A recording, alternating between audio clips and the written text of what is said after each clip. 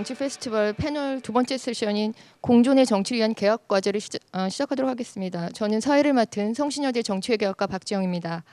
그럼 시작에 앞서 발표하실 선생님과 토론하실 선생님에 대한 소개를 먼저 하도록 하겠습니다. 우선 발표하시는 선생님이신 국회 미래연구원 박현석 선생님, 그리고 국민대 장승진 선생님, 그리고 서강대 조영우 선생님, 그리고 아주대 이한수 선생님. 발표와 토론은 발표자들은 각각 20분씩 발표하시고 토론은 10분씩 발표하시면 될 것 같습니다. 그럼 우선 국민대 장승진 선생님부터 발표를 시작하도록 하겠습니다. 예, 첫 번째 발표를 맡은 국민대학교 정치외교학과의 장승진입니다.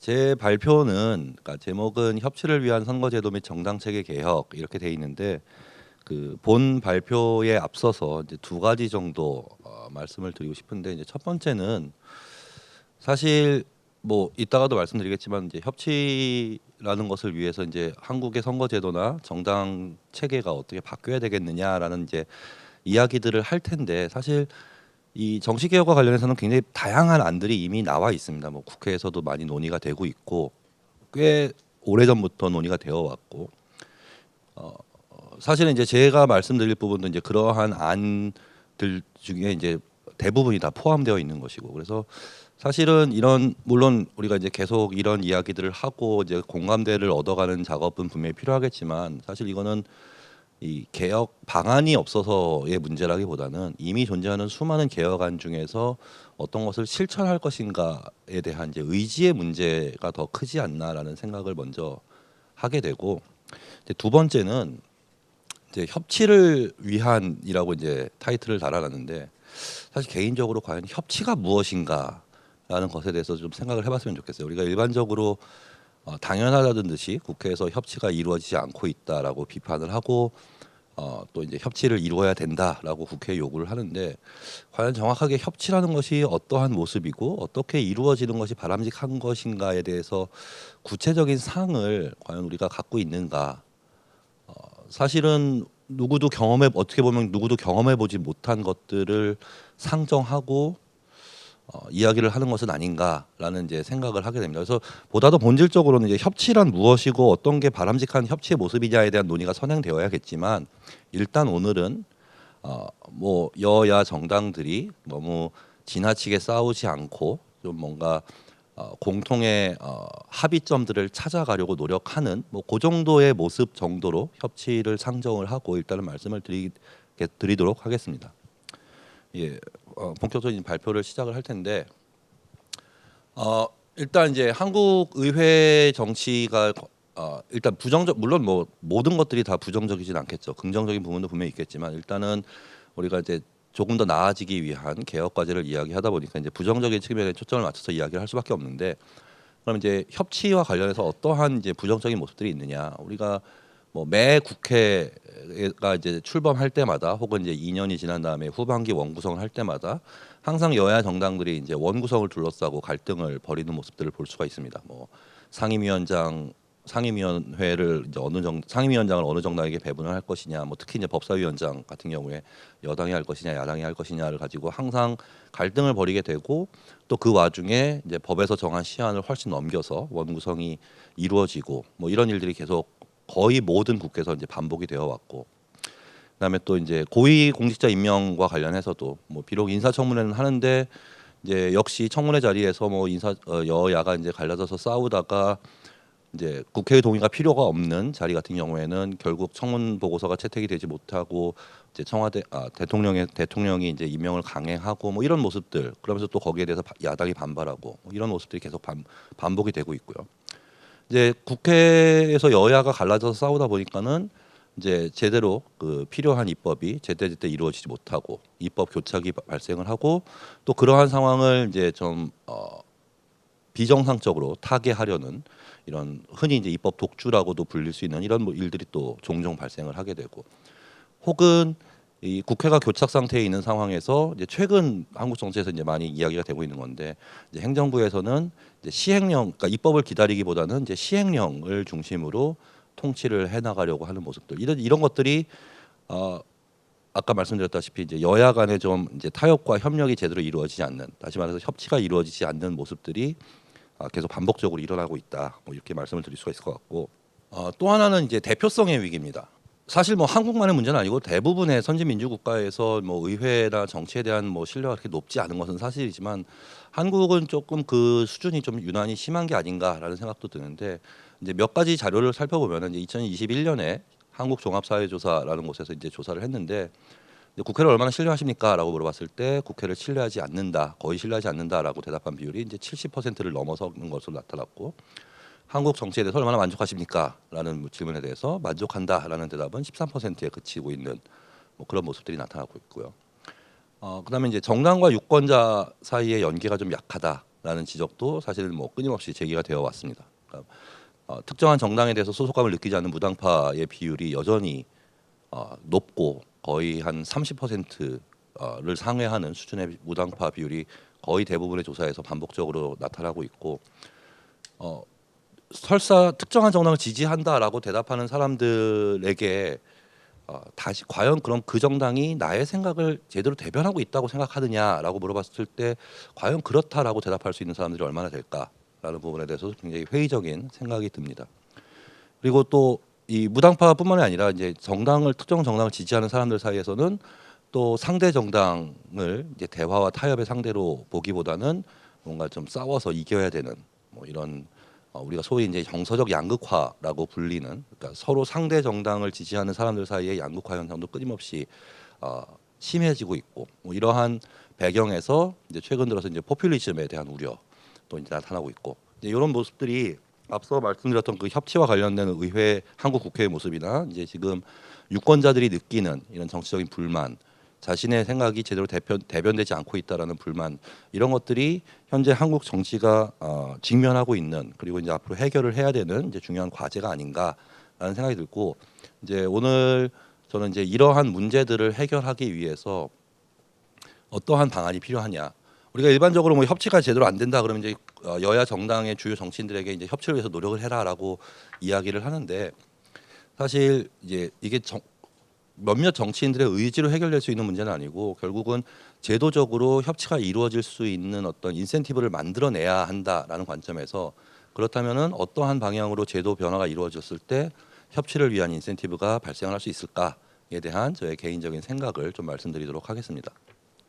그러면 이제 이런 문제들이 왜 발생하느냐? 아까 말씀드린 협치의 실종이라든지 유권자들을 제대로 대변하지 못하는 정당의 모습이라든지 이런 문제들이 어디서 발생을 하느냐? 뭐 일단 뭐 여러 가지 이야기들을 할 수 있겠죠. 뭐 여전히 우리가 어떻게 보면 한국의 민주주의를 당연하게 생각할 수 있지만 사실 1987년 민주화 이후에 생각보다 그리 많은 시간이 흐르지 않았고 여전히 우리는 신생 민주주의 국가로 분류가 되는 그런 짧은 민주주의 역사를 가지고 있고 그러한 짧은 민주주의 역사 자체가 문제를 뭐 만들어내는 혹은 심화시키는 원인이 될 수도 있고 혹은 뭐 한국의 여러 가지 뭐 좀 부정적인 정치 문화를 지적할 수도 있을 것이고 혹은 뭐 정치적 양극화라든지 혹은 뭐 유튜브라든지 뭐 이런 새로운 미디어들로 통칭되는 이제 새로운 미디어 환경 이런 것도 이제 문제의 원인이 될 수 있을 겁니다. 근데 저는 오히려 이런 협치의 실종 그리고 대표성의 약화 이런 문제가 발생하는 근본적인 원인을 가장 그러니까 큰 두 개의 정당 양대 정당이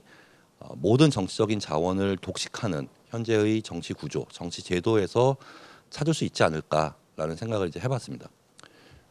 두 개의 정당이 모든 정치적인 자원을 독식하다 보니까 사실 상대의 승리는 나의 패배가 될 수밖에 없고 나의 패배가 상대의 승리가 될 수밖에 없고 그러니까는 사실 여야 간의 이 양대 정당 간의 협력이 발생할 수 있는 요인 자체가 존재하지 않는 거죠. 야당 입장에서는 여당의 국정 운영에 협조할 이유가 없는 거죠. 그랬다가는 다음 선거에서 자신들에게 불리한 일이 벌어질 테니까.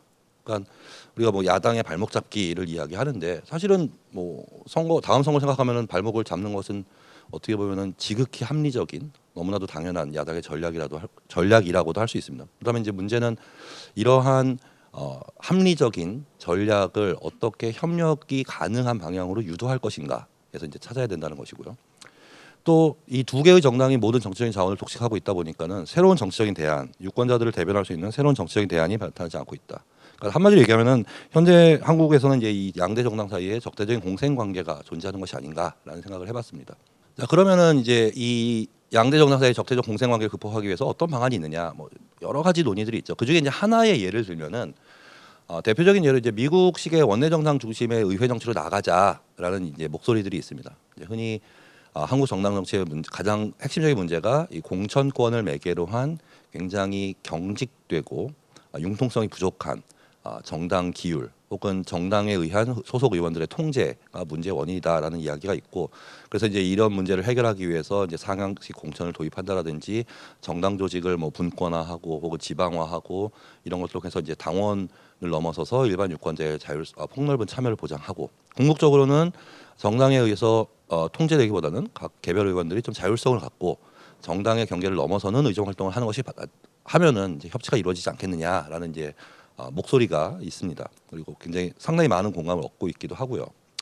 근데 이제 저는 개인적으로 이런 미국식 원내정당 중심의 의회 정치는 좀 물론 장점도 있겠지만 이제 그 나름의 단점도 분명히 존재한다라고 생각을 합니다. 우리가 실제로 미국의 경험에서 봤을 때도 이제 과거 미국 70년대 80년대까지의 미국의 모습과는 달리 이제 90년대 이후로 미국에서도 정치적 양극화가 진행이 되면서 사실은 정당 지도부의 영향력이나 통제력이 다시 강화되는 모습들, 그러면서 이제 민주당과 공화당 사이의 갈등이 심화되는 모습들이 이제 관찰이 되고 있고, 또 정당의 통제력이 약한 틈을 타서 뭐 이익 집단이라든지 혹은 특정 쟁점 집단이라든지 혹은 이제 지역구 차원의 협소한 이해관계가 훨씬 더 큰 영향력을 발휘하게 될 우려도 존재하고, 보다 본질적으로 미국식의 이런 모델이 정당의 기능이나 정체성은 오히려 약화시킬 수도 있지 않을까. 또 기본적으로 양당 중심의 이 적대적 공생관계 자체는 손을 대기 어려운 이런 한계가 있지 않을까라고 생각합니다. 이제 그런 의미에서 저는 오히려 문제의 핵심을 좀 비례성이 약한 선거제도, 그리고 새로운 정치 세력의 등장을 맞는 규제 중심의 정당법 체계, 여기서 이제 찾고자 합니다. 2020년 총선부터 이제 선거제도가 개혁이 돼서 준연동형 선거제도가 도입이 되었는데, 뭐 선거 결과 뭐 다들 아시다시피 선거 결과는 뭐 역시 두 개의 정당이 거의 모든 의석을 독점하는 결과가 나왔고, 물론 뭐 위성 정당의 문제도 있었지만 저는 뭐 개인적으로는 문제의 본질은 위성 정당에만 있지는 않았다라고 생각을 합니다만은 오히려 본질적인 문제는 지역구 대비 비례대표 숫자가 너무 부족하다. 사실은 그렇기 때문에 위성 정당을 만들 인센티브가 생겨났던 것이고요. 그리고 또 소수 정당들 사이에 이제 좀 연합이라고 그럴까요? 이런 것이 좀 제대로 이루어지지 않는 모습들, 이런 것들이 현재 한국의 선거제도고 그것이 현재 양당 사이의 적대적인 공생관계에 기여하고 있다라고 생각을 하고요. 규제 중심의 정당법 같은 경우에는 현행 정당법에 따르면은 새로운 정당을 만들어서 등록하는 것이 굉장히 까다로운 조건들을 이제 충족을 시켜야 됩니다. 5개 이상의 시도당을 가져야 되고 각각의 1,000명 이상의 당원을 가져야만 이제 정당으로 등록을 받아주는데, 그러다 보니까는 조금 새로운 정치 세력 굉장히 폭넓은 어떤 자금력이나 조직을 갖추지 못한 정치 세력이 정당으로 등록을 해서 활동하기가 굉장히 어렵다라는 문제가 있고요. 또 중앙당은 반드시 수도에 두도록 규정을 하고 있기 때문에 지역 차원에서 활동하는 지역 정당의 설립과 활동은 근본적으로 불가능한 뭐 이러한 상황입니다.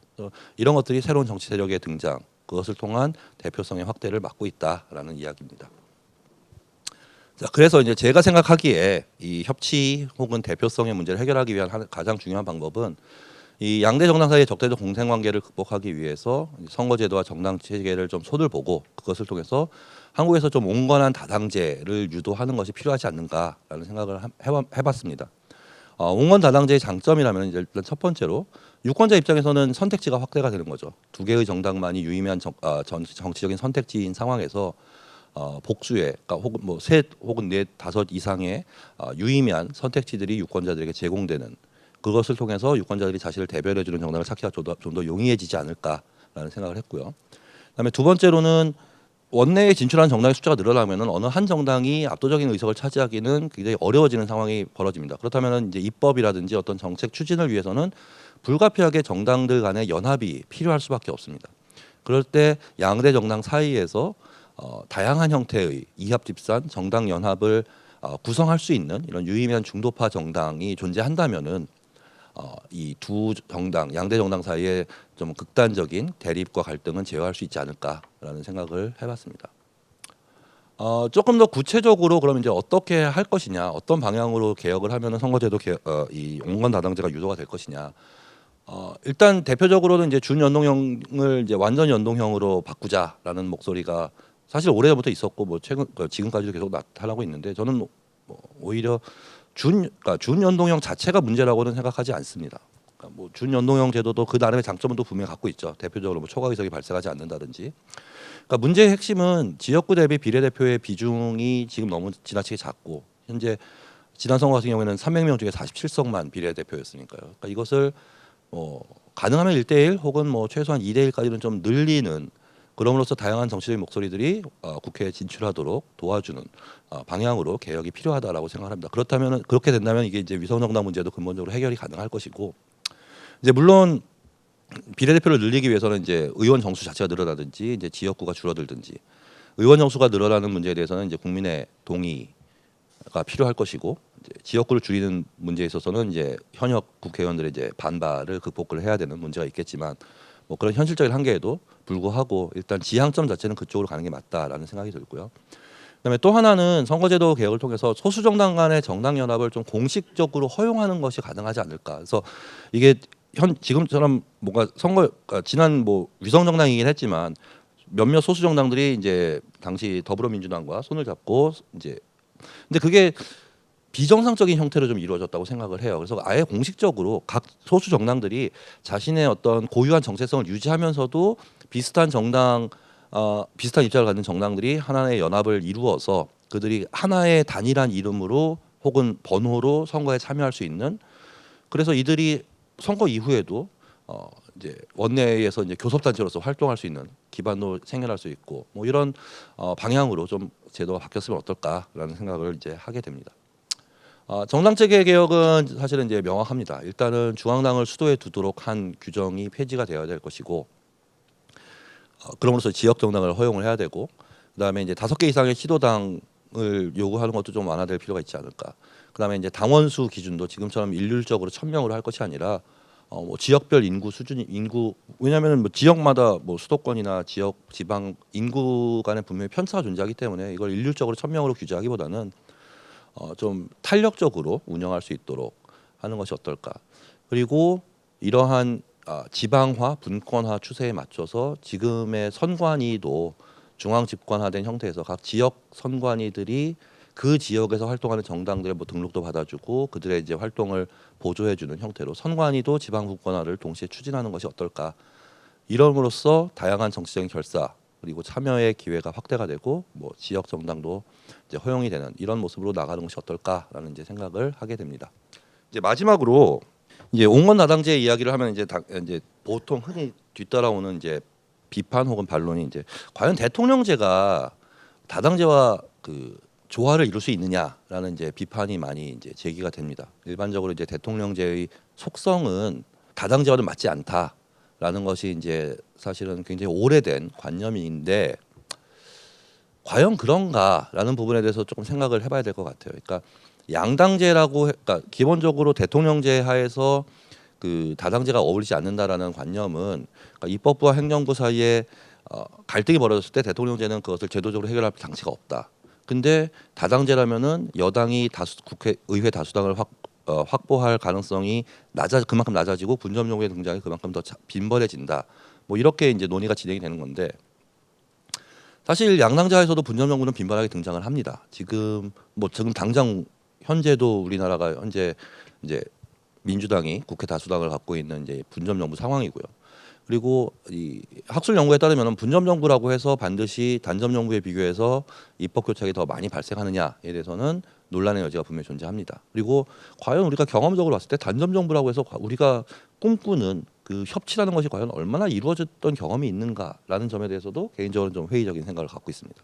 오히려 양당제이기 때문에 상대의 승점은 그러니까 상대의 승리는 우리의 패배가 될 수밖에 없는 그런 양당제이기 때문에 오히려 대통령제의 승자 독식 구조가 여야 간의 대립을 더 심화시킨 것이 아닌가라는 생각을 하고 있습니다. 그래서 궁극적으로는 뭐 실제로 이제 물론 이제 많은 여러 가지 이제 문제나 부정적인 측면도 있지만 또 이 중남미 국가들 같은 경우에는 실제로 대통령제 하에서 다당제가 성공적으로 운영된 사례들이 분명히 존재합니다. 물론 뭐 시기별로 나라별로 굉장히 다른 패턴이 나타나긴 하지만 그래도 우리가 흔히 이제 대통령제 하면 이제 미국만을 떠올리고 미국만을 모델로 생각을 하는데 사실 전 세계에는 굉장히 다양한 형태의 대통령제가 존재를 하고 그러한 사례들을 통해서 다당제와 대통령제가 성공적으로 조화를 이룬 시기 혹은 사례들도 얼마든지 찾아볼 수 있고요. 물론 이를 위해서 제도적으로는 이제 대통령 선거에서 결선 투표가 되어야 한다라는 이제 좀 전제 조건은 필요하겠지만 무조건적으로 대통령제와 다당제는 맞지 않다라고 우리가 결론을 내리고 접근할 이유는 없다라는 이야기고 그런 의미에서 기존의 전통적인 관념들 대통령제와 다당제의 결합이 바람직하지 않다라고 바라봤던 그런 전통적인 관념들은 좀 재검토할 필요가 있지 않을까라는 이제 생각을 합니다. 자, 결론적으로 말씀을 드리면은 아까 서두에서 말씀드렸다시피 개혁 방안은 이미 수도 없이 존재를 합니다. 문제는 그러한 개혁 방안들 중에 하나를 선택을 해서 실제로 실천을 하고자 하는 정치적인 의지를 만들어가는 과정이고, 뭐 물론 그것을 위해서 이제 국민적인 공감대를 만들어가려는 노력이 필요하겠죠. 그리고 제가 오늘 말씀드린 이 온건 다당제라는 것이 뭐 협치라든지 대표성 강화를 위한 유일한 방안이라고 말씀을 드리는 건 아닙니다. 아까도 계속 말씀드리지만 다양한 안들이 나와 있고 그 중에 하나로서 고려해볼 안이 아닐까라는 차원에서 말씀을 드린 거고 문제는 결국은 개혁 방안이 아니라 실천이다. 그래서 기존의 정치인들 양대 정당이 자신들의 기득권을 좀 내려놓고 좀 협치 혹은 대표성을 강화시키기 위한 정치 개혁에 동참하도록 하는 혹은 그렇게 강제하는 국민적인 공감대를 만들어가는 노력이 필요하지 않을까. 그리고 오늘의 이 자리가 그러한 공감대 확산에 조금이라도 기여를 했으면 좋겠다라는 이야기로 오늘 발표를 마무리하도록 하겠습니다. 감사합니다. 네, 발표 감사합니다. 장승진 선생님께서는 현재 한국 의회가 직면한 문제에 대하여 진단하셨고 이를 위한 방안으로서 선거제도와 정당 체계 개혁을 어떻게 실천해야 될 것인가에 대한 심도 있는 논의를 해주셨습니다. 그럼 이번에는 국회 미래연구원 박현석 선생님께서 정당 공천제도의 문제점과 개선 방안에 대해서 말씀해 주시겠습니다. 네, 안녕하세요. 소개받은 국회 미래연구원 박현석입니다. 저는 이제 정당의 공천제도에 대해서 이제 좀 말씀을 드려보려고 하는데요. 이게 사실 이제 공천제도라는 것은 결국 앞서서 지금 장승진 교수님께서 말씀을 해주셨던 정당 체계와도 좀 여러 가지 관계가 있고요. 이제 뭐 공천제도에 뭐 여러 가지를 바라볼 수 있는 여러 가지 시각이 있는데 이제 한쪽에서는 협치라고 하고 또 다른 측면에서 보자면은 좀 정치 양극화로 여러 가지 이제 정치 갈등 관리 기능이 약화되고 좀 여러 가지 다양한 목소리가 정치권에 대변되지 못하고 여러 가지 문제들이 생기는데 이런 문제들을 이제 해결하기 위한 일환으로 공천제도에도 좀 문제점이 있는 것이 아닌가 뭐 이런 시각에서 보자면 사실은 공천제도 문제는 선거제도와 정당 체계와도 밀접하게 좀 관련이 있습니다. 그래서 뭐 일단 그 연장선상에서 저도 이제 뭐 일단 장 교수님께서 먼저 발표를 해주셨고 거기에 대해서 이제 말씀을 좀 드리면 될 것 같고요. 그래서 뭐 일단 처음으로는 이제 공천제도가 왜 문제인가에 대해서 좀 간단히 말씀을 드리고요. 그다음에 공천제도와 관련된 쟁점들을 좀 정리를 해보고 저희 이제 한국과 유사하게 좀 지역구를 갖고 있는 일부 나라들에서는 어떤 식으로 공천을 하는지 간단히 좀 소개를 드리면서 한국의 공천제도 개선을 위한 일종의 제언 같은 것을 좀 드리는 것으로 이제 발표를 하려고 합니다. 이게 뭐 공천제도에 대해서는 뭐 여러 가지 말들이 많지만 근데 이 공천제도가 사실은 이 연구자의 입장에서 보면은 사실은 좀 굉장히 연구하기가 어려운 주제인데요. 왜냐하면은 사실 당내 여러 가지 그런 자료들을 접근하기도 굉장히 힘들고요. 또 이건 어떻게 보면은 뭐 법으로 규정하는 나라들도 일부 있습니다만은 그 법이 뭐 무슨 자세한 절차를 규정한다기보다는 공천을 충분히 민주적으로 하도록 권고하는 수준이고 이거는 정당이라는 결사체 내부에서 해결해야 될 문제들이기 때문에 사실 특별한 정답이 또 있다고 볼 수도 없고 어떻게 보면은 이제 민주주의 역사가 오래된 서구의 경우를 보자면은 오랜 관행과 경험을 통해서 형성된 측면도 있고 뭐 이런 다양한 측면이 이제 존재를 하기 때문에 사실 공천제도에 관한 연구들이 없지는 않은데 사실상 이제 뭐 정치, 그러니까 국의회 선거 뭐에 관련된 다른 분야에 비해서는 굉장히 좀 기초적인 출발선상에 머물고 있다는 좀 한계점이 좀 있는데요. 어쨌든 뭐 이제 공천제도에 대한 문제에 대해서는 뭐 선거 때가 되면은 그리고 평소에도 이제 뭐 여러 가지 목소리가 나오는데요. 일단은 뭐 이제 우리 한국이 뭐 정당 민주주의 문제를 이제 일단 많이들 제기를 하십니다. 그러니까 대통령 직선제가 이제 1987년에 도입된 이후에 정치 민주화를 이제 성취를 했는데 정당 민주주의, 다시 말해서 정당 내부의 민주주의는 이제 여전히 취약하다는 비판이 많은 것이죠. 이제 국회에 대한 신뢰도가 아까 굉장히 낮다는 자료를 보여주셨는데 그건 사실은 뭐 이제 국회에 대한 신뢰도는 또 결국 정당에 대한 신뢰도랑 또 이어지게 되고요. 그래서 이제 정당 민주주의 수준이 굉장히 낮다는 비판이 많고요. 특히나 그런 이른바 보스 정치 뭐에 관행이 여전히 많이 남아 있고 정당 내부의 다양한 목소리가 실종되는 뭐 이제 이런 현상들이 사실은 정당 내부의 민주주의가 취약하기 때문이다. 그 다음에 이 정당 내부의 민주주의가 취약한 것은 사실은 정당 민주주의의 문제뿐만 아니라 우리 민주주의의 질에도 큰 영향을 미치는데요. 이를테면은 다수당의 이제 일방주의 정치와 타협의 실종. 이거 뭐 이제 장승진 교수님께서 협치의 차원에서 말씀을 해주셨는데 비슷한 이야기죠. 그러니까 한국의 정당들은 이제 다른 나라의 정당들 다른 민주국가의 정당들과 비교할 때 중앙당의 권한이 상대적으로 큰 실질적인 권한이 상대적으로 큰 중앙 집권적인 공천제도를 가지고 있습니다. 이제 국회의원들의 입장에서 볼 때는 다음 선거에 다시 출마해서 이제 재선을 하는 것이 일종의 이제 정치 커리어상의 굉장히 중요한 목표인데 뭐 그렇다면은 다음 선거에 또 정당의 공천을 받기 위해서는 당연히 중앙당의 입장을 깊이 생각해 볼 수밖에 없겠죠. 그러다 보니까 일사불란한 통일성, 그 다음에 당의 단합을 중시하고요. 그러다 보니까 당론이 강하고 개별 의원들의 자율성은 상당히 이제 낮은 편이라고 볼 수 있겠습니다. 이게 뭐 그래서 뭐 어떤 측에서는 뭐 이게 정당을 보고 지지한 거니까 정당의 당론을 따르는 것이 당연한 거 아니냐는 주장도 있고요.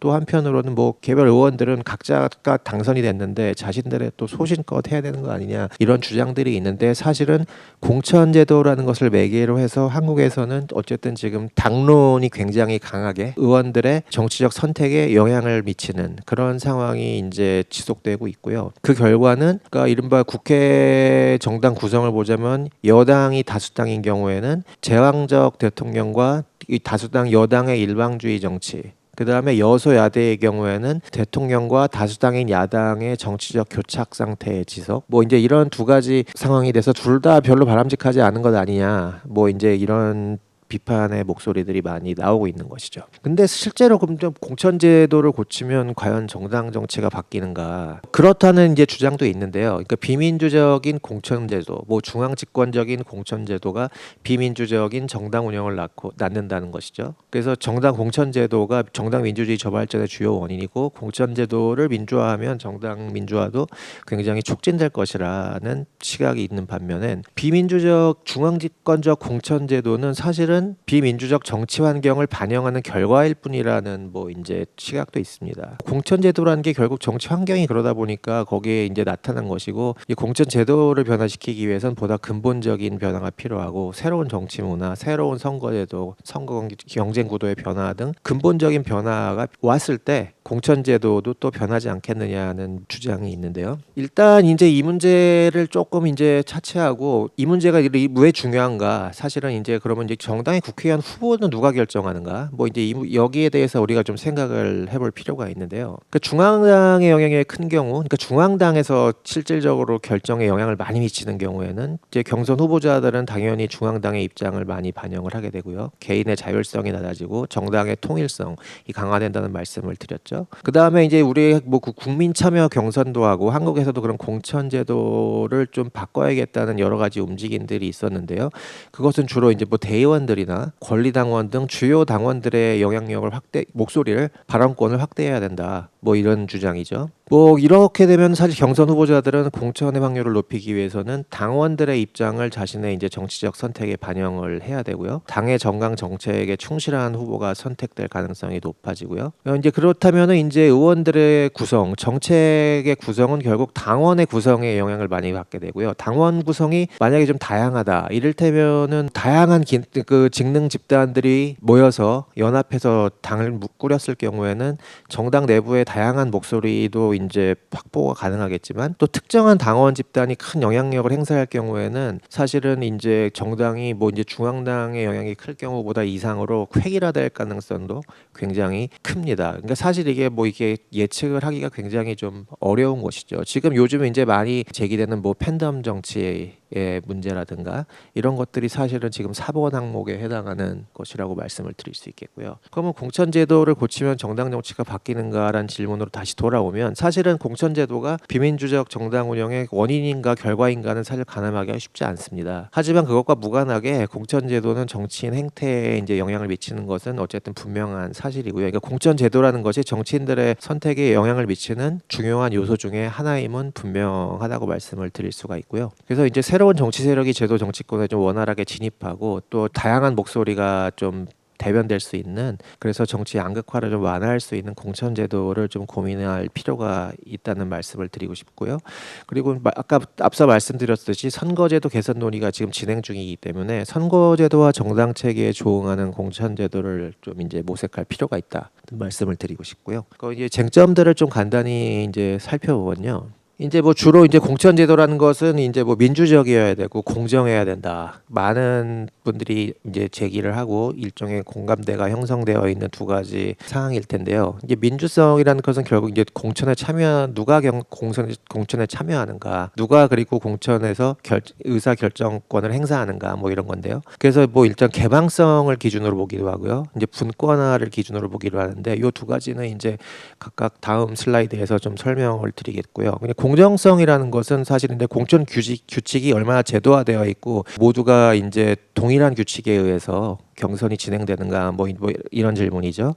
그래서 제도화 수준이 높을수록 정해진 규칙에 따라 경선을 진행하고 예측 가능성이 그만큼 높아지겠죠. 그리고 제도화 수준이 낮은 경우는 상황에 따라서 경선 규칙이 이제 변화하기도 하고요. 근데 여기서는 좀 민주성 부분에 개방성과 분권화에다가 좀 초점을 맞추고 이제 논의를 진행하려고 하는데요. 이게 사실 한국 정당들이 현재 공천 규칙의 제도화 수준이 사실 높지는 않고요. 매번 선거가 다가오면은 조금씩 바뀌기도 하고 이제 뭐 그런 상황인데요. 당분간 제도화 수준이 뭐 급격하게 높아질 거라는 예상은 잘 안 돼요. 왜냐하면은 뭐 이러저런 뭐 국회의원들이나 정당 관계자들과 인터뷰를 해보면 결국은 거기서 이제 이들이 고민하는 것은 선거 승리를 위한 최적의 경선 방식을 항상 이제 고민을 하기 때문에 이게 뭐 공천제도를 제도화해서 지속성을 두는데 크게 관심을 갖고 있지가 않거든요. 그래서 이제 이게 제도화 수준이라는 것은 뭐 일정 정도 확보가 되면 좋은 것이겠지만 뭐 오늘은 거기에 대해서는 제가 이제 크게 말씀을 드리지 않을 계획이고요. 그러니까 개방성 부분은 이제 말씀을 드리면은 이제 공천의 과정에 어떤 사람들이 참여하는가 뭐 이런 문제가 되겠죠. 그래서 일반 유권자들까지 굉장히 많이 참여를 하는 경우에 포용성이 높고 굉장히 개방도가 높은 공천제도라고 볼 수 있겠고요. 그 다음에 당원 중심은 뭐 여전히 개방성이 상대적으로 높지만 일반 유권자까지 참여시키는 거에 비해서는 개방도가 좀 낮아지는 거죠. 그 다음에 선출된 당기구에서 뭐 이제 결정을 한다거나 아니면 선출되지 않았지만 당에서 정한 뭐 공천관리위원회라든가 뭐 이런 기구들이 있는데 이런 데서 뭐 큰 영향을 행사한다거나 아니면 지도부에서 그때 이제 목표에 따라서 이제 강력한 의사결정을 가지고 만드는 경우에는 굉장히 배타적이고 폐쇄적인 개방도가 낮은 공천제도라고 볼 수 있겠습니다. 그래서 개방성이 높아질수록 다양한 유권자들의 참여가 가능하고 정당의 엘리트 카르텔화를 막을 수 있다는 점이 있는데요. 반면에 사실은 공천제도의 개방성이 높아질수록 정당 지도부의 조정 기능이 이제 약화되고요. 그 다음에 후보 선출을 다수결로 할 경우에는 당내 소수 세력은 후보로 선출되기가 어렵기 때문에 오히려 되게 획일화될 가능성이 이제 높다는 많은 연구 결과들이 이제 제시되어 있습니다. 그다음에 이제 분권화 같은 경우에는 이제 뭐 크게 보면은 이제 지역 분권화, 직능별 분권화 이제 두 가지로 볼 수 있는데요. 이제 저기 이제 그림에서 세로축은 직능별 분권화를 의미하고요. 가로축은 지역 분권화인데요. 지역 분권화라는 것은 시당, 도당이라든가 아니면 지역구에 뭐 지금은 지구당이 없어졌습니다만 뭐 당협위원회인데요.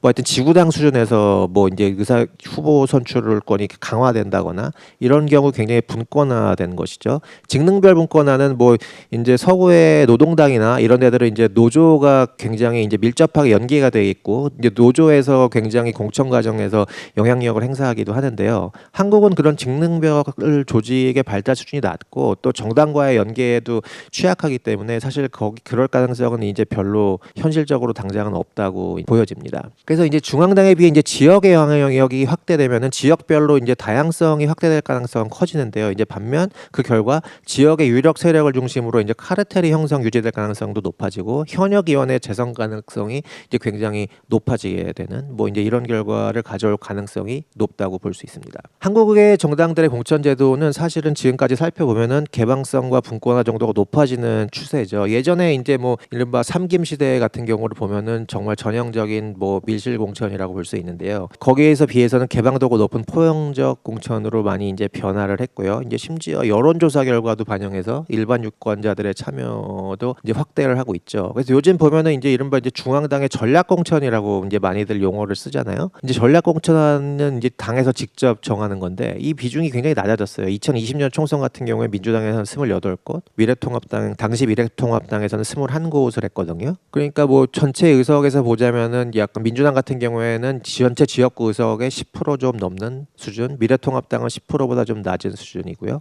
그래서 경선 비율이 사실은 이제 굉장히 높아졌다. 뭐 이렇게 보자면 이제 굉장히 지역 분권화도 많아진 거긴 한데 사실은 경선 후보 선정 과정에서 중앙당의 영향력이 굉장히 크다는 점에서 다른 나라의 경우들과 비교하면 여전히 이제 중앙 집중도가 높은 상황이라고 말씀을 드릴 수가 있겠습니다. 근데 일종의 정당 민주주의의 좀 역설이라고 좀 말씀을 이제 드려야 될 것 같은데요. 사실은 이제 권리당원이나 뒤투표하고 뭐 이제 유권자 여론조사를 반영하면서 이제 포용도가 높아지고 개방성이 높아지면 더 민주적으로 된다고 이제 뭐 볼 수가 있는데 사실 이 과정에서 이제 굉장히 적극적인 활동가들의 영향력이 이제 확대되고요. 적극적 활동가들의 견해를 중심으로 정당 규율이 강화되고 당 내부의 다양성이 오히려 낮아지는 그런 결과들을 지금 사실은 우리가 이제 목격을 하고 있는 거죠.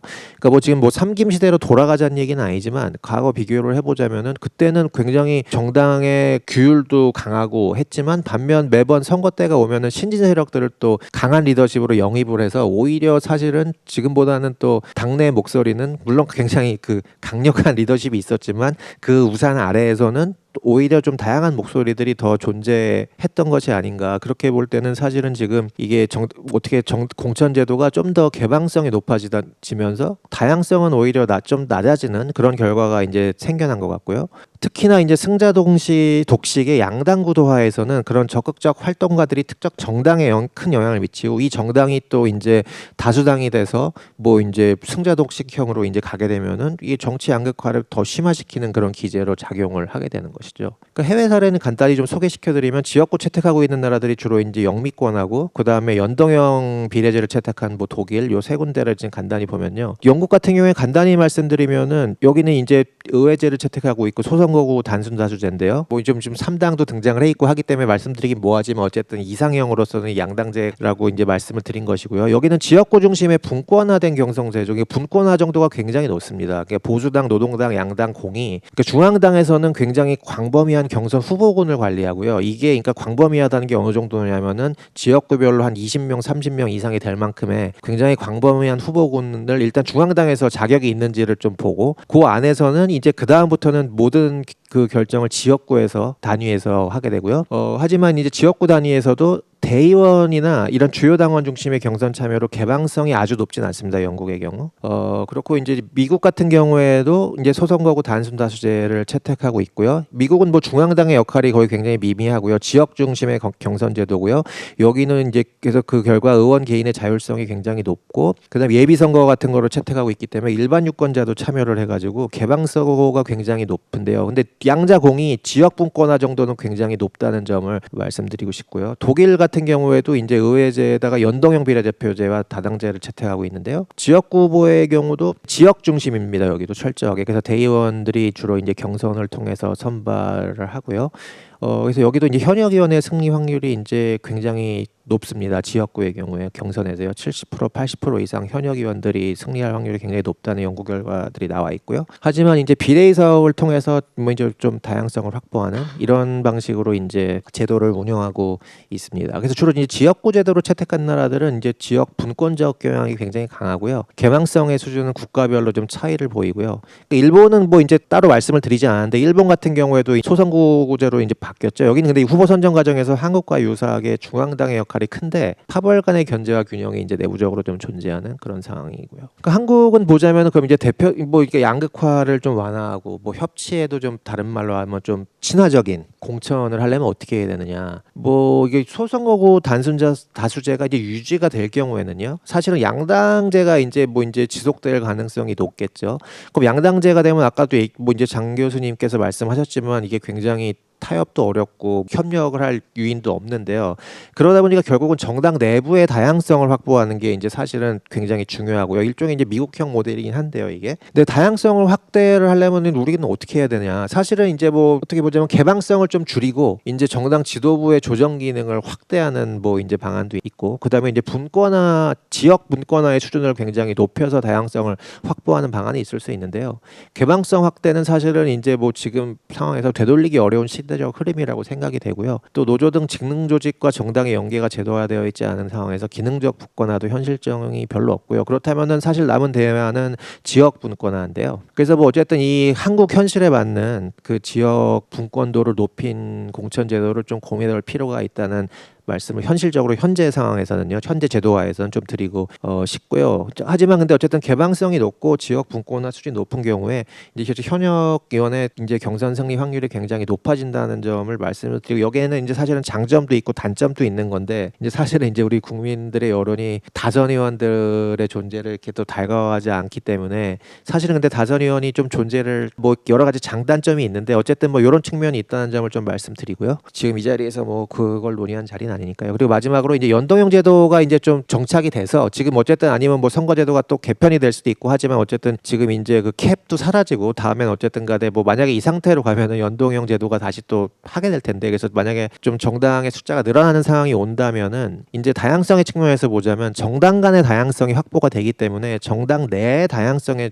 중요성은 이제 상대적으로 좀 낮아진다고 볼 수 있겠습니다. 그래서 실제로 다당제, 비례대표제 선거제도를 통해서 다당제가 정착된 나라들을 보면은 경선제도, 공천제도의 개방성과 분권화의 정도가 굉장히 다양합니다. 그래서 뭐 개방성이 낮고 분권화가 높은 경우도 있고, 개방성, 분권화 모두 높은 경우도 있고, 모두 낮은 경우도 있고, 굉장히 다양하게 나타나거든요. 그 아까 지역구 소선거구제를 채택한 경우와는 좀 다르죠. 그래서 여기서는 사실은 경선제도의 설계보다는 득표와 의석 점유의 비례성을 높일 수 있는 선거제도 설계의 중요성이 훨씬 이제 높아질 것이다. 뭐 이런 말씀을 좀 드리면서 발표 마치도록 하겠습니다. 네, 발표 감사합니다.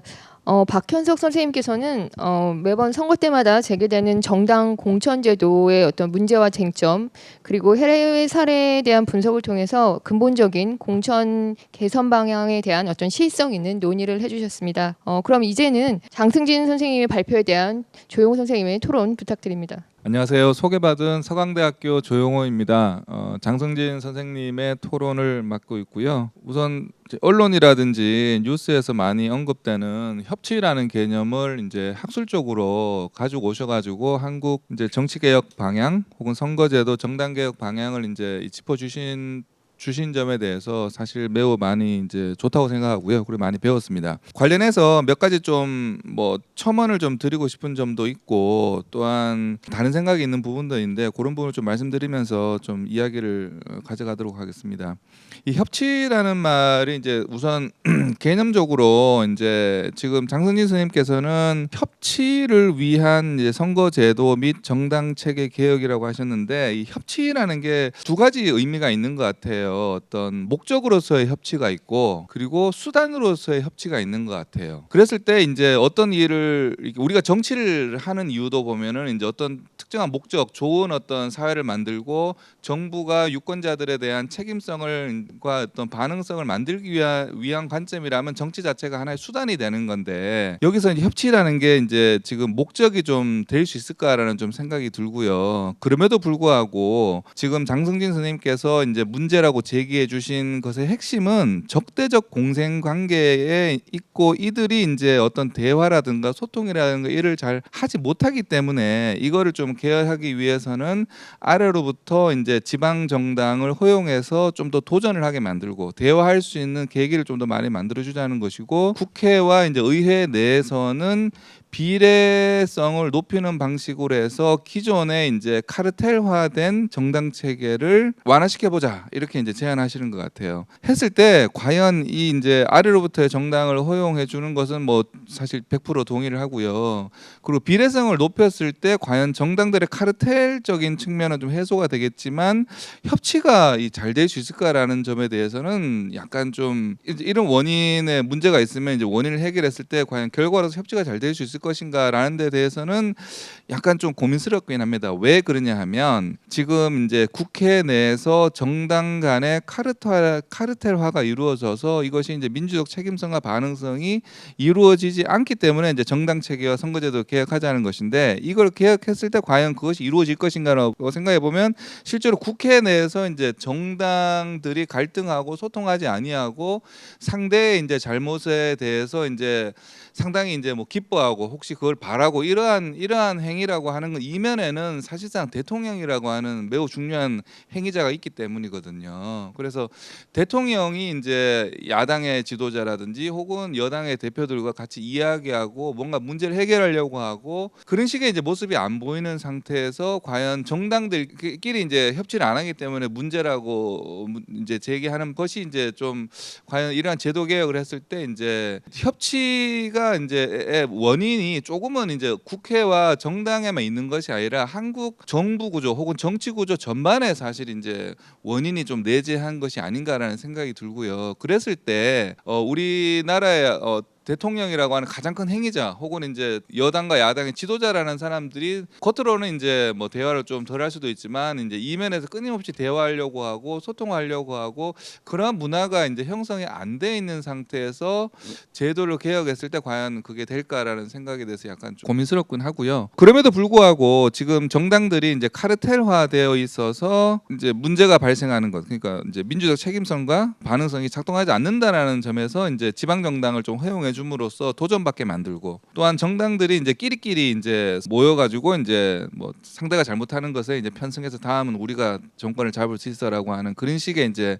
하늘에서 감이 떨어지길 기다리는 뭐 그런 식의 이제 이 행태를 개선하기 위해서는 관점에서는 이제 선거제도가 조금 비례성을 높이는 방식으로 한다면 뭐 그 부분에 좀 개선될 수 있을 거라고 생각이 들고요. 또 더 나아가서 지금 이제 원내에서 이제 대화와 타협이 잘 안 이루어지는 한 가지 원인 중에서는 원내 정당이 되기 위한 어떤 기준이 상당히 높은 점도 있어요. 지금 이제 원내 정당에서 소위 이제 대화의 테이블로 파트너로 인정받기 위해서는 국회의원 의석이 20석은 돼야 되는데 이걸 좀 한 15석이라든지 혹은 10석으로 나눠준다라면 그래도 카르텔화된 어떤 정당들이 이제 두 개의 정당이 서로 이제 만 해먹고 이제 또 다른 정당들은 약간 아웃시켜 버리는 그런 식의 좀 행태는 적어도 이제 원내 정당이 될 수 있는 기준을 좀 완화시켜 준다라면 그래도 그 사람들이 이제 뭐 대화의 어떤 이렇게 좀 물꼬를 열어준다든지 혹은 뭐 그런 게 이제 대화의 어떤 이렇게 계기를 마련해 준다든지 그런 식으로 좀 기능을 할 수 있지 않을까라는 생각이 들고요. 여하튼 요 정도 말씀드리고 여하튼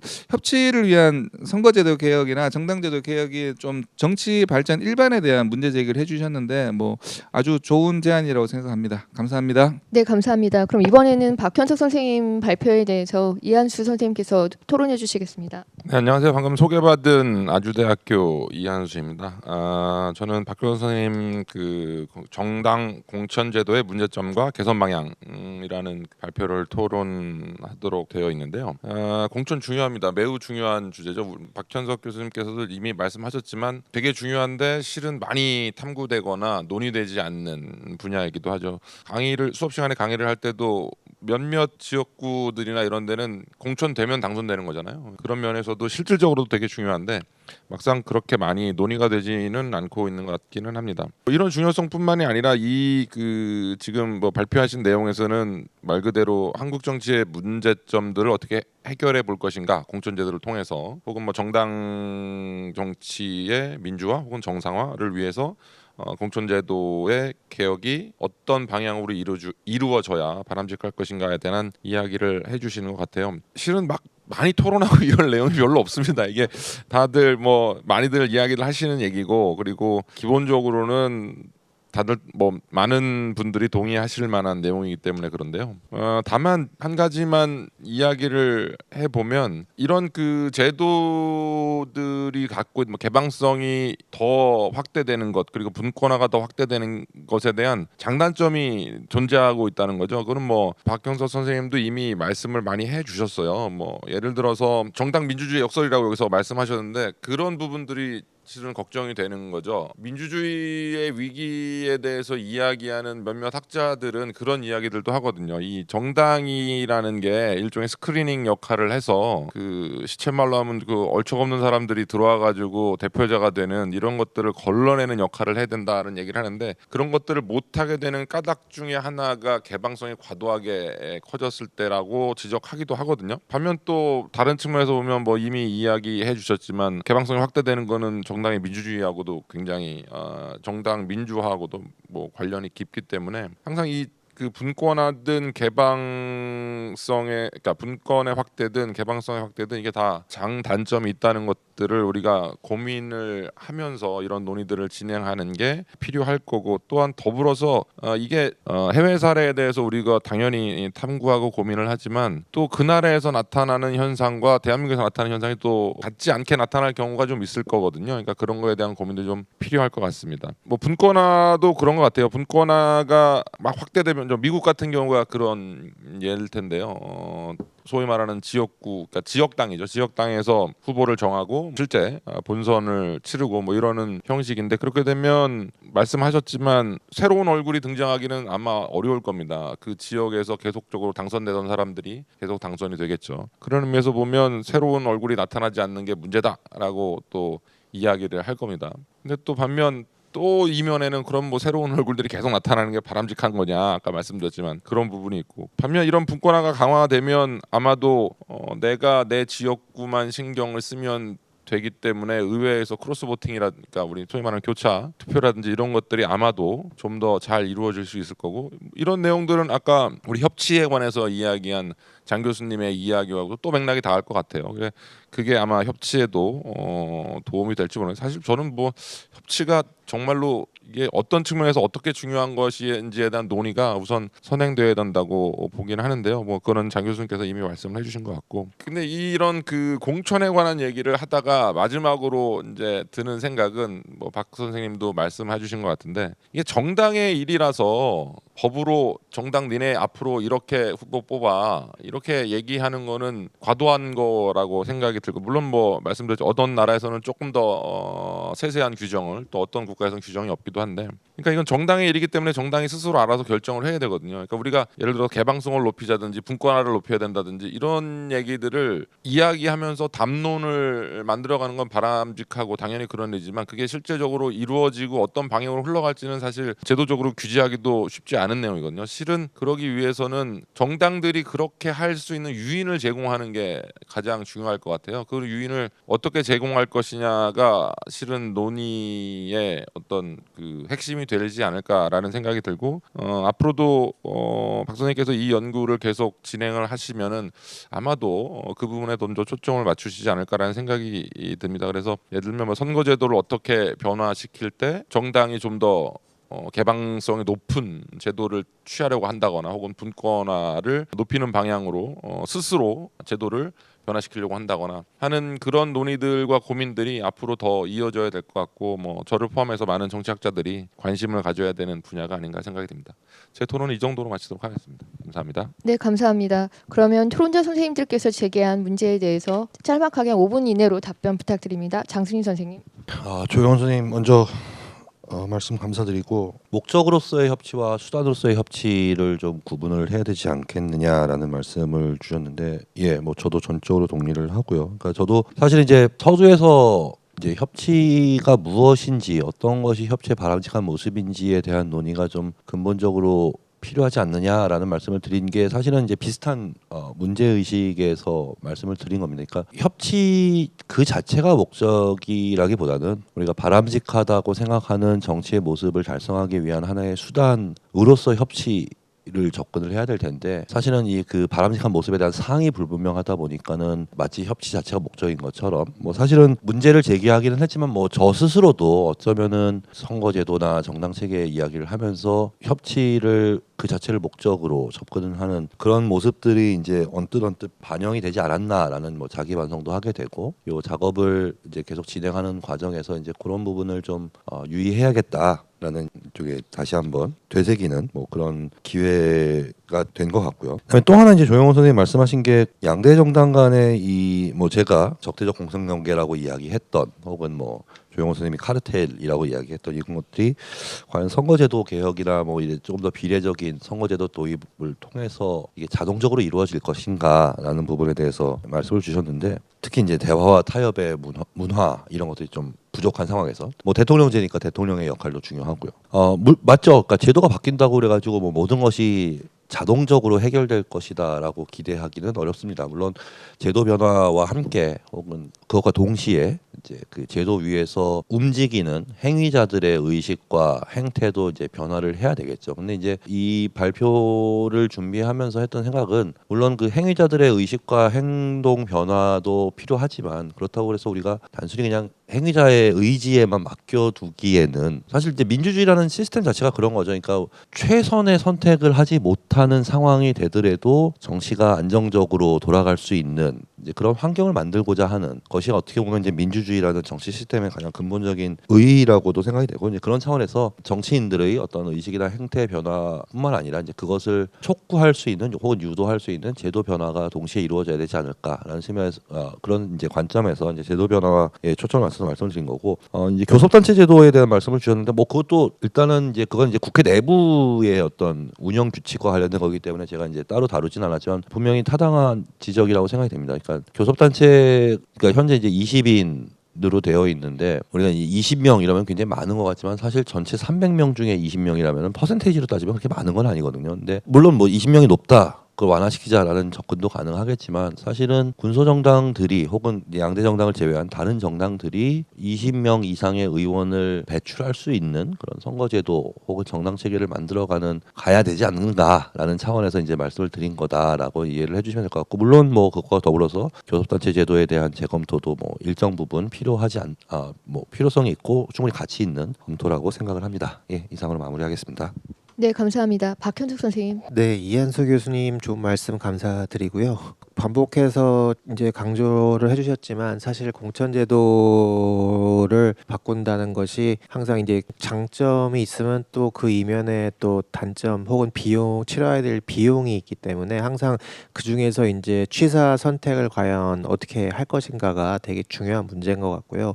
사실은 뭐 어쨌든 이제 외국의 모델도 있고 뭐 이론들도 있지만 지금 한국의 정치 현실에서 적합한 방법을 좀 찾아가는 게 이제 되게 중요할 거라는 이제 생각이 들고요. 그런 면에서 보자면 뭐 지역 분권화 같은 경우에도 이제 미국 사례를 통해서 뭐 장단점을 말씀을 해주셨는데, 그러니까 한국 현실을 고려한 이제 분권화 모델 같은 것도 좀 고민을 해봐야 될 것 같고요. 어쨌든 그리고 이제 그것보다 또 마지막 말씀해주신 것처럼 이런 선거제도와 공천제도의 이제 조응성, 이게 제도의 조응성이라는 문제가 사실 뭐 제도를 바꾼다고 해도 서로 악오가 맞지 않으면 예상했던 효과를 거두지 못하는 경우가 이제 굉장히 많기 때문에 이런 점들을 좀 염두에 두면서 앞으로 이 문제에 대해서 좀 계속 생각을 해 나가도록 하겠습니다. 감사합니다. 네, 감사합니다. 이번 패널에서 발표와 토론을 해주신 선생님들께 감사드립니다. 이번 패널은 공존의 정치를 위한 방안 마련에 있어서 의회와 정당을 통한 제도적인 개혁 방안에 대해서 선생님들끼리 굉장히 중요한 논의를 한 의미 있는 시간이었다고 생각합니다. 네, 이상으로 패널을 마치도록 하겠습니다. 감사합니다.